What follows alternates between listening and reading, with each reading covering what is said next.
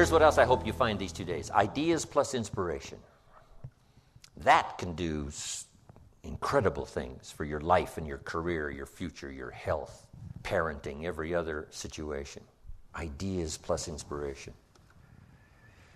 Make the note, we need ideas for goals and plans to design our life for the future. Tomorrow we'll do the workshop, setting goals for the next 10 years. Ideas for plans to achieve those goals. But here's what else we need. Inspiration. Emotional vitality. Without that, the ideas, won't progress very far. They may serve you to just get by, but I'm sure you haven't spent this kind of money and this kind of time to pick up ideas just to get by. But we want to be able to flourish. However, that is a human being's 2 major objectives. And you might make these notes. 1 is to survive. First, we must learn to survive. Second, then, we learn to succeed, which is beyond survival. But most people settle in just in sort of the survival mode, enough to get by. They've got all these resources to tap, and they don't tap them because, they're getting by. Their kids aren't starving.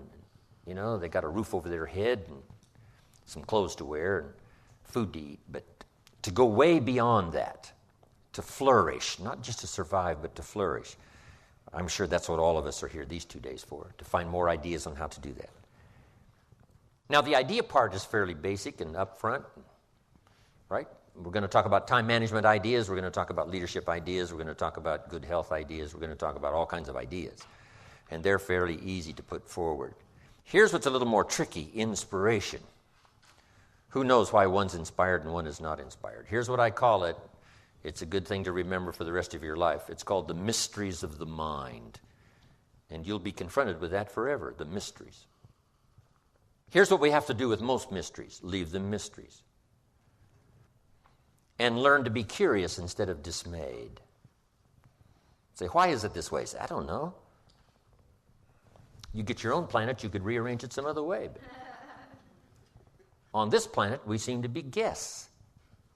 So you figure out how this one works, whoever set it up, right? We follow how it's been set up. Then if you get a chance for a planet, then you can rearrange the whole deal and say, well, I'm not going to do that. I'm going to do this. I'm going to do this. So if you ever get that chance, you can do that. But hey, on this one, it was prearranged before we dropped in here. But on the spinning planet headed somewhere, right, what is the deal, right? And part of it is a mystery. One of the mysteries. Where did we come from? Where are we going? Some of those are a bit unfathomable. We try our best to understand. One writer said, what? We see through the dark glass. We think we've just about got it figured out, but it's a little hazy. It's a little dark. We can't see it quite as clear. But all of our lifetime, we keep searching for ways to see it better, see it better. Someday, hopefully, it'll all be clear. But some things are mysteries. I do a seminar like this. Someone walks out and says, I'm going to change my life. Someone else walks out and says, oh, I've heard all this stuff before. Why 2 different reactions to the same seminar? Just make the note. It's a mystery. And I haven't tried to solve that. You say, well, I'm going to make everybody walk out and say, I'm going to change my life. See, no, you can't do that. It's going to be however it's going to be. And the key is to be curious and not dismayed. Let the mysteries be mysteries. Interesting story says the day the Christian church was started, a magnificent sermon was preached. And if you read the account of the sermon that was preached the first day the Christian church was started, it was a magnificent sermon. And it was a magnificent occasion. It said there was a multitude that heard this sermon, meaning what? A lot of people heard it. But there was an incredible variety of reaction to the people that heard the sermon. It said some that heard the sermon were perplexed. And I thought, wow, this looked like a pretty straightforward sermon to me. Why would anyone be perplexed? And here's the simple answer. They are the perplexed. I mean, if you try to figure that out, you go crazy. And here's what I learned to do. Leave the perplexed. You can't straighten this out. It said some that heard this great sermon laughed at the speaker and mocked, laughed and made fun of him. I'd say, well, hey, this guy looked pretty sincere to me. Why would anyone laugh and mock? And it's a simple answer. They are the laughers and the mockers. And there's nothing you can do about that. You can't straighten it out, and you can't turn it around. You just have to let be whatever is, and let it be rather mysterious, but learn to be curious and not dismayed. Then it said, some that heard this sermon didn't know what was going on. And they're easy to spot. They're usually saying, what's going on, right? They don't know what's going on. Somebody says, well, they should know. Well, your shoulds and shouldn'ts ain't going to affect them.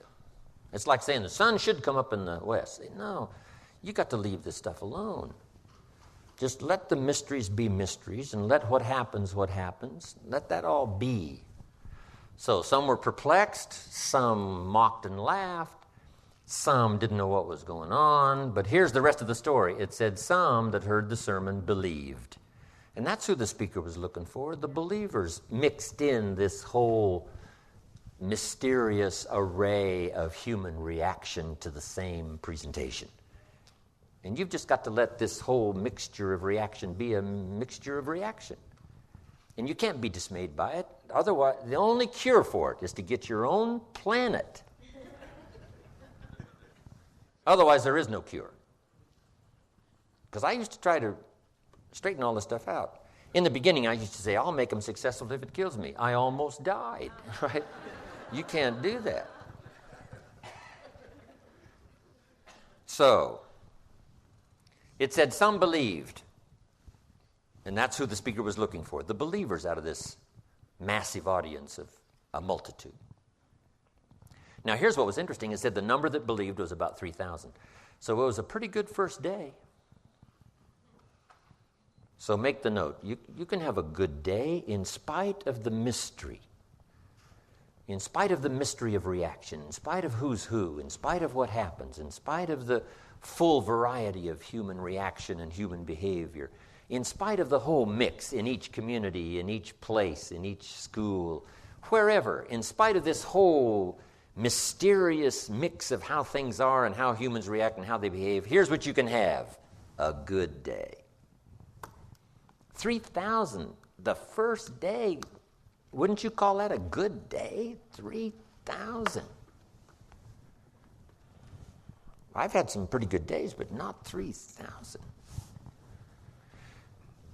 Amazing. So, let the mysteries be mysteries. But inspiration, hopefully I've caught you at the right time where you'll be inspired to listen, inspired to take notes, and then inspired to give it a try. And this is all I ask after the seminar's finished. Just try some of this stuff. Some of the ideas I'm going to share with you the next 2 days. Just give it a try. You never know till you try, Papa said. See if it'll work for you. And then here's what's next. Refine it all as you go. First you learn, then you try, then you refine, then you evaluate, then you pass it on. Here's what else I hope you'll find these 2 days. Guidelines to translate response into results. I appreciate you responding by, coming to the seminar, responding by taking notes, responding by being here a couple of days. But here's the key, is to turn response into results. I appreciate applause, but applause is not the deal. For me, here's what's valuable, is to have this stuff work in someone's life, to have it make a difference in someone's income, have it make a difference in someone's financial future, have it make a difference in someone's health, measurable difference in someone's future and health. That's my game. And if I can give you something that'll help make a measurable difference as time passes, see, that's what's it for me. Key phrase, results, is the name of the game. I do another seminar called The 5 Major Pieces. It's also the title of a book, but here's those pieces. One is philosophy. We're affected by what we know. Next is attitude. We're affected by how we feel. Third is activity, or disciplines, or work. Labor, it's called. We're affected by what we do. And number 4 is results. Learn to measure and count to see how you're doing. Making progress is the name of the game. And here's how I describe it. Measurable progress in reasonable time. That's what we ask of our kids. That's what we ask of everybody. Make measurable progress in reasonable time. But results is the name of the game. We don't study philosophy just for philosophy, or attitude just for attitude, or discipline just for discipline. These things by themselves serve no purpose. But these three items invested in labor, in the work, produces results. Now we measure our results to see how our disciplines are working, how our attitude is working, and how our philosophy is working. And if the results aren't to your liking, there's only three places to check: discipline, attitude, philosophy, personal philosophy. It's a pretty simple process. Some people check interest rates. Well, but, that's not where the real problem probably is. Check what you know. You may need more knowledge. Check how you feel. You may need to adjust your attitude. And check your disciplines, and you may need to add a couple to the ones you're already engaged in. And that'll start immediately to changing the results that you can measure, that you can count. And you might add one more word here: weigh. Okay, weigh and count and measure. Because the game is productivity, progress and productivity. Then something we're going to talk about, which was number 5, which is lifestyle. Because here's the ultimate expression of life, and that's to live a good life. Living well is the ultimate expression, not philosophy, not attitude, but living well. Hopefully I'll give you some guidelines that have come my way, translating response to results. Now, just finishing up, make these notes. To get the most out of the 2 days, here's number 1. Everybody would agree on number 1. Be thankful for what you already have. Guess what you already have? More than the other 99% of the world. You sit in an enviable seat. And we're conducting this seminar in an enviable place. California. Santa Clara. This is an enviable place, right? America, the place. They're not building rafts to get to Cuba, right? Everybody wants to come to America. They're not squeezing through the fence to get into another country. Here's what's happening. Everybody wants to come here. Why? This is the enviable place. Nobody has learned better than America how to take advantage of the gifts and the blessings of all the ethnic streams. Nobody's learned it better than we have. And it's made such a contribution to our country. Guess what we're now doing? Taking it back to the world. That's why I go to Russia now to teach capitalism. Is because a lot of the Russians came here along with every other ethnic stream, made us the most powerful nation in the world, the most unique nation in the world. Now we do what? Take our gifts back to the origins. When I was in Moscow, in my audience were some people from Odessa, Russia, now the Ukraine. And my grandparents came from Odessa. They were Germans, but they had moved to Russia, right, when Peter married Catherine, right? That opened the door, and a lot of the Germans came to Russia and taught them some of their farming methods. And so my grandparents went, settled in a place called Odessa, Russia. And so when I told the story in Moscow and around Russia, from Siberia to Novosibirsk, Siberia, to Chelyabinsk in the Urals, to Vladivostok. I've been all across Russia several times teaching capitalism. And those that had come to my seminars from Odessa said, you must now come and visit Odessa, where your grandparents came from. Because when my grandparents came to America, they settled in a place that they called Odessa, named it after Odessa, Russia, called Odessa, Washington, where the rolling wheat fields are, similar to Odessa, Ukraine. Interesting. So, we got to be thankful that we've been the depository of the gifts of the world in such an incredible amount the last 200 years. And it's vitalized every part of America. And now has made us missionaries. Not just missionaries in the classic sense of religion and spirituality, but now taking our technology and taking our goodwill and taking our grassroots form of capitalism and all the rest right back to the world to show them how it can work for them as well as to work for us. America has been uniquely blessed this last century, and the opening years of the next century are going to be unprecedented in America's influence around the world, a positive influence. It's going to be incredible. I'm just excited to be part of it. So be thankful for what you've already got. Here's what Thanksgiving does. Opens up the windows of possibility, opens up the door. Appreciation opens the door to receive even more. Here's what closes all doors. Cynicism. You become cynical about the past and cynical about the future and cynical about everybody and even cynical about yourself. That locks up all the doors, closes all the channels and the windows of opportunity and ideas to flow. So if we cancel out cynicism and replace it with thanksgiving for every little thing, every small thing, not just freedom to live in a fabulous country, but every little thing that comes your way, be thankful. And be thankful for what you already know. It brought you here, living the best life in the top 1% of the people who inhabit the world. So thanksgiving. Here's the next one. Be eager to learn. I know all of you already know a lot, but be eager to learn the rest. I've learned a lot in my years, but I'm eager to learn the rest. Now I'm trying to capsulize my learning. I'm trying to accelerate my learning, right? Because I don't have a couple hundred years left. So I've got to accelerate my learning curve, especially in the next 4, 5, 6, 8, 10 years. And I'm asking you to do the same. An accelerated learning curve to maximize the time to learn as much now in 1 year as you used to learn over 5 years. Just accelerate the curve. Eager to learn. No matter how much you know, you can always learn a bit more, improve your life, sometimes to a startling degree. Some of the great fortunes of the world were made, what? After someone turned 50, 60. Because now they've got all this experience. Now when an idea comes, they invest 50 years. They invest 60 years in this idea, and it explodes into fortune.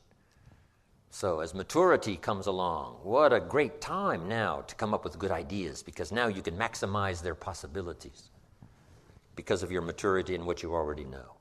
So be eager to grasp that next idea, because it could explode your health, explode your life. It could start a whole new realm of future for you at dimensions you never even thought of, the next idea, the next couple of ideas. So be eager to learn no matter how rich you are, how healthy you are, where you are. Okay. We in the Millionaires Club invite a billionaire once in a while to come talk to us. And he says, well, you guys are doing okay, but, come on. So no matter where you are, be eager for that next idea. Some of you have been teaching like I have for years and years and years, but be ready for the next idea, because it could explode now, your teaching career. It could add new dimensions because of where you are and because of your age and because of your maturity and because of whatever. The next effort you make to get something, no telling what that may add in terms of multiplication in your life and your ability to affect the lives of other people. Amazing. Here's what also I'd ask you to do. Argue later with all the stuff I'm going to cover. I wish we had time to debate every issue, because a lot of this stuff's up for debate. Nobody knows that better than me. And I've been doing my best all these years to debate, my point of view, as well as to listen from the other point of view. But, I would ask you to argue later, because we don't have time to open up discussion for every point that I'm going to cover in the next 2 days. But here's what's important. Debate all major issues.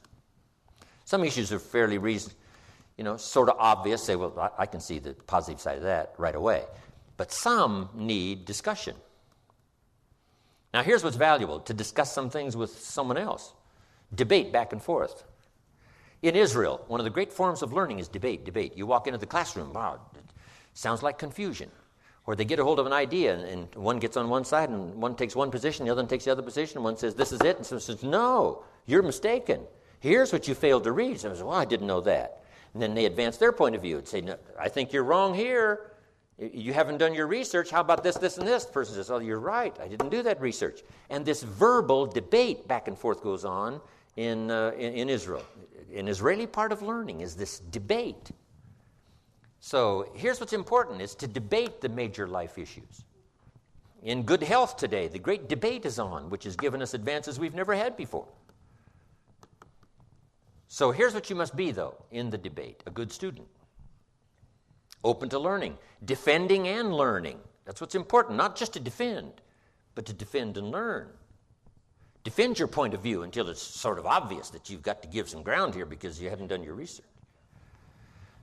But this debating is important. We have to debate the health issues. One health book says, do this, you'll live forever. The second health book says if you do that, you'll die young. So here's what we should do. Make the note, right? Be a student, not a follower. This is important advice. Not to be followers, but to be students. Be no one's disciple except the Lord's. You wind up in Waco, Texas. Be no one's disciple. But be a student. Someone says, well, these two books now have opposing views about health. Here's what you should do. Answer. Read both books and make up your own mind. Read both books and see if you can't figure out some way so that it applies to you, maybe drawing from both presentations. Not to follow one or the other, but to draw from one or the other, or maybe both, and develop a plan for you. Here's some of the best advice I've got for you. Make sure what you finally do is the product of your own conclusion. Make sure what you finally do in your financial pursuit, in your health pursuit, in building a good family pursuit, in developing your spirituality. Make sure what you finally do in pursuit of that is the product of your own conclusion, meaning you've processed differing points of view. You've processed what you've learned matched with what someone is teaching you. Here's what's important. No one voice has all the answers. I certainly don't. I only have my point of view. I only have my perception. But my perception may be valuable. What if I say to you, did you ever look at this from over here? And you say, no. So you walk over here where I am, and you take a look, and you say, wow, I never saw it from over here before. And maybe that look, from my point of view, is an interesting perception. It may reveal something that from over there, looking at it, you missed it. You missed my point of view. Not that my point of view is the point of view, but it is a point of view. Right? There's a difference between a point of view and the point of view. You know, I got into sales. One of my first skills, besides I could milk cows, right, when I grew up in farm country in Idaho. But it didn't pay very well. Here's the first skill that revolutionized my life. Sales. Learning to present a product and service to the marketplace. I multiplied my income by 5 first year. Multiple skills. So now I got 2 skills. Milking cows and making sales. But the skill revolutionized my life. I had never seen that perspective before of how I could so dynamically affect my income by learning this extra skill. Amazing. So be eager to learn, argue later, but debate, right? Is it for me or isn't it for me? Do I have the temperament? You know, what is the deal? Should I start now and learn, or should I postpone it? What should I do? All of this stuff is very good. Turn it over in your mind till finally you decide. Okay. Next, become a good listener. It is difficult. We live in such a busy time. It's going to be a little difficult to shut everything out for 2 days and just concentrate here. Because our life's out there, right? Our family's out there, and our friends are out there, and our business is out there, and things are going on out there. Things are happening out there, right? And sometimes out there, we get sort of distracted thinking a lot about what's out there. But if you can, to the best of your ability, zero in here, give you the best of your attention that you possibly can. Amazing. Okay. Let me just at least start our first subject for today, and then we'll take a break. Everybody that's okay, say, I'm okay. Okay. Do you have 1 page of notes already? Yeah. Wonderful. I haven't come to entertain you today. I just want you to take all this stuff. You know, I just want you to get it in your book. So I'm going to go rather quickly because I got so many subjects to cover over the next couple of days. But let's just touch on this one, and then we'll take a break. It's called Enlightened Self-Interest. Enlightened self-interest. Part of human nature is self-protection. Part of human nature is self-survival, self-development so that we can defend ourselves and explore the possibilities in ourselves. Self-interest. Now, here's the big question. Is that okay, self-interest? And here's my best answer. If it's enlightened. If it's enlightened. Otherwise, it turns to selfishness. And here's the unique thing about selfishness. It is not in your best self-interest. We must learn that early. When a little child, grabs something away from another child and is selfish, doesn't want to share it. Say, no, that is not in your best interest. And at first, it doesn't seem like it. At first, it seems like, no, what's in my best interest is what's mine is mine and what's yours is mine. And right? This whole sort of selfish idea. But this is part of becoming a civilized society, is learning that truly, in the long run, your best interest is served by not being selfish. But here's what we cannot do: deny our own self-interest. But if our self-interest becomes educated, it can be uniquely served so that everyone benefits and no one loses. How could it be possible to work in your own self-interest and still no one else lose? It's very interesting. Let me give you the first idea. The question was asked once, way back. What does it take to be great? What is the key to greatness? And that's a good question for everybody to make a note of. What is the key to greatness? The full development of our potential. Because that's really two parts to life. Is the full development of our potential and the wise use of all of our resources. You can't describe life, human life, any better than that. The full development of all of our potential and the wise use of all of our resources. That's worth a few books. Just those two sentences is worth several books. Full development of all of our potential and the wise use of all of our resources. But in the development of our potential, the question was asked, how can we be great? Or should we even seek for greatness? Now, the answer was given how to be great. So it must have been okay. And let me break it down for you. The key to greatness, how to act in your own self-interest, but still not diminish the interest of anyone else. And it's a very simple answer. Now, greatness could be defined in many ways. Great wealth, great power, great influence, great self-esteem, great self-respect.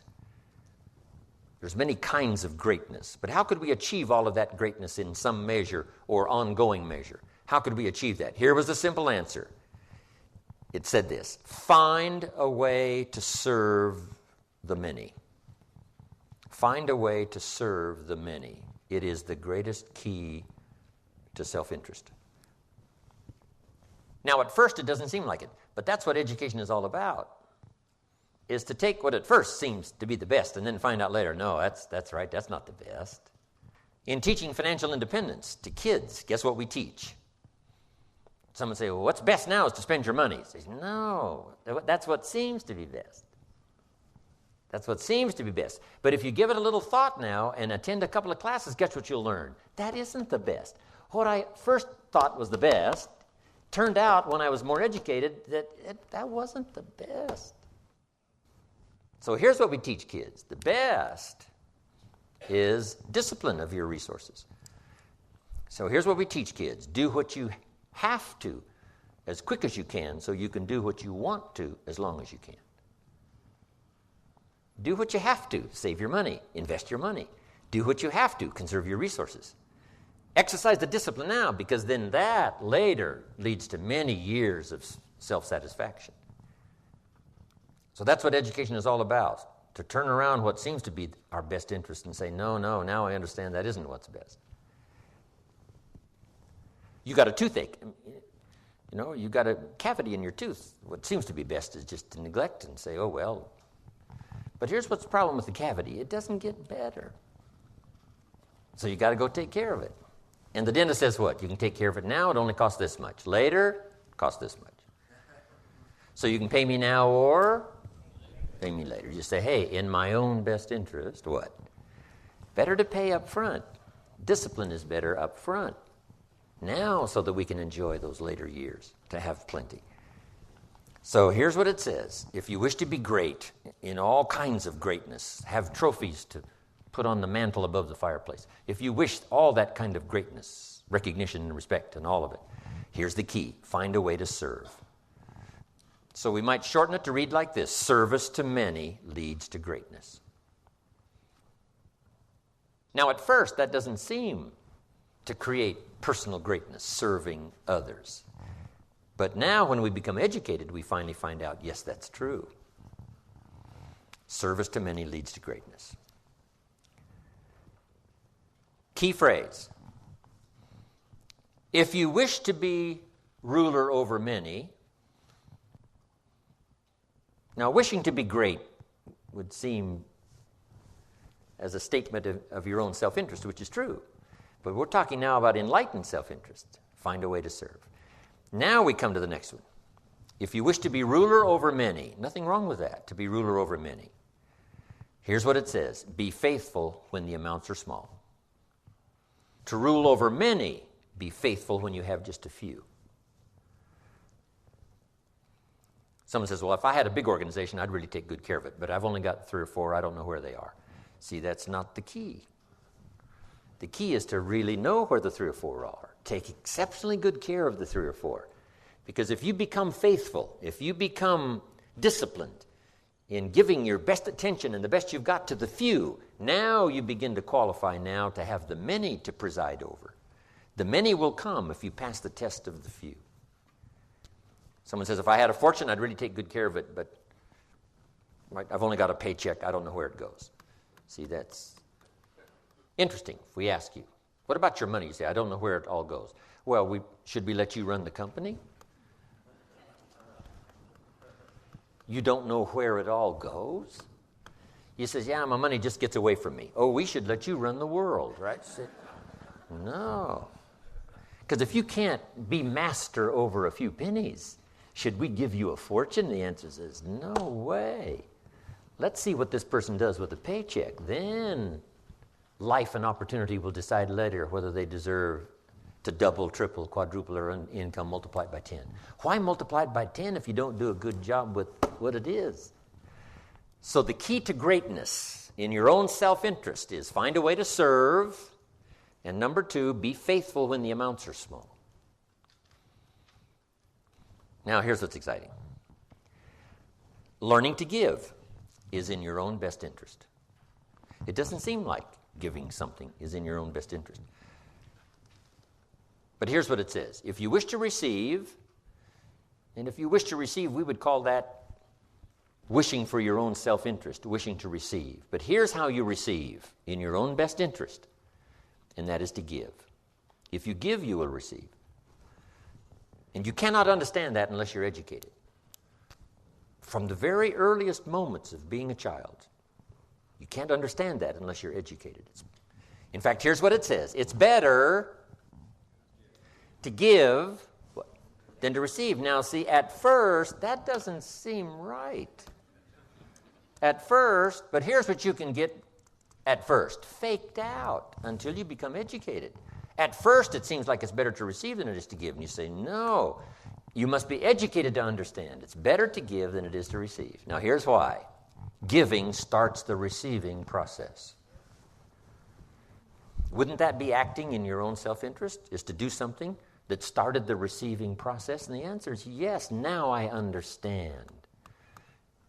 Now I can act in my own self-interest in an enlightened way instead of a destructive way. Next, in your own self-interest, life responds to deserve, not to need. These are some of the most important notes of the 2 days. If you understand this, the rest is probably simple. Life responds to deserve, not to need. Life was not designed to give us what we need. Life was designed to give us what we deserve. Now, not in a moral sense now. This is just in a basic sense. There are certain moral challenges as well, spiritual and moral. But here's what the great law says. It does not say, if you need, you will reap. That's not what it says.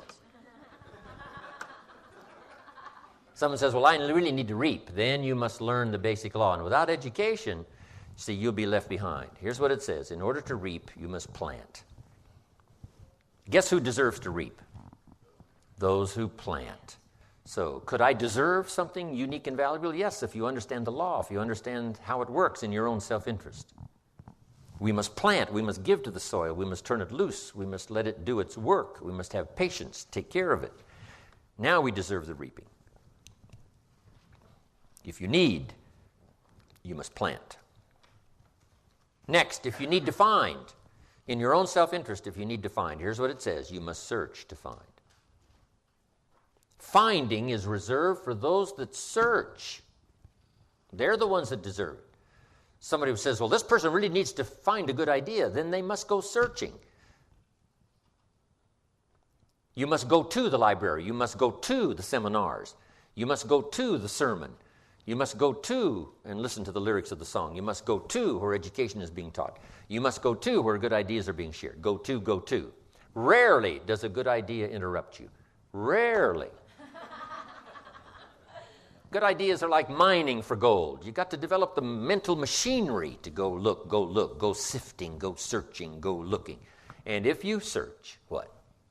You will find. The promise is there for everyone in their own self-interest. You'll find all you need to find. If you search for it, you'll find everything you need for your health, everything you need for a flourishing lifestyle, everything you need for a good marriage, everything you need to strengthen your friendship, everything you need for economics, you will find if you'll do like you did today. Spend a couple of days searching, taking a look, seeing if someone has some good ideas to share. All things are conditional. God says, I'm an amateur on God, but God says, if you'll move toward me, what? I will move toward you. It's always conditional. Which could also be translated, God says, you don't move, I don't move. You say, well, that's arbitrary. Well, when you're God, you can set it up that way. Remember, your planet, you can rearrange all this. Change it all. But on this one, here's what's interesting. What you move toward tends to move toward you. If you move toward education, education starts to seek you out. This is one of the unique positive mysteries.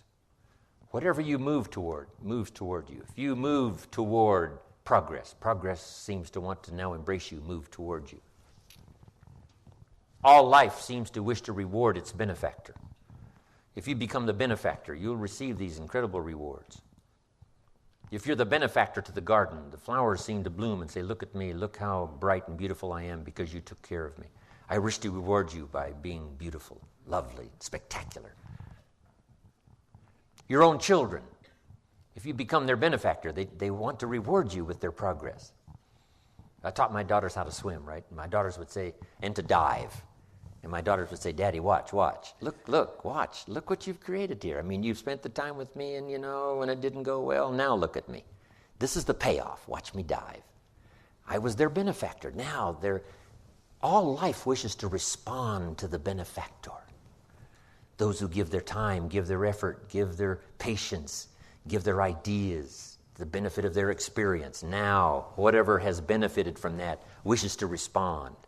The crop wishes to grow. The child wishes to show you how much progress they've made. That is so exciting. Okay. Here's the last part on this.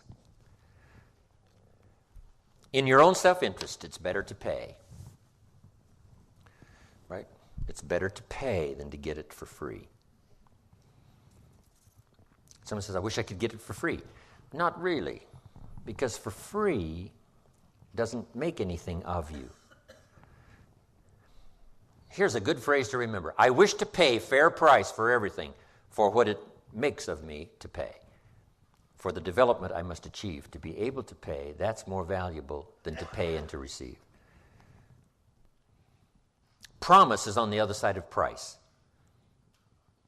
Should we give you the promise without the price? And the answer is no. That would violate the whole deal. Helping kids to change their vocabulary. A child says, I need $10. I said, that doesn't unlock the vault here.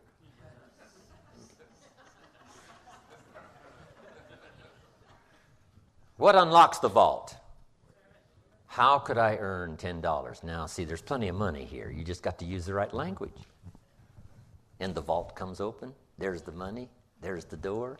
If you use the right language, part of it is language.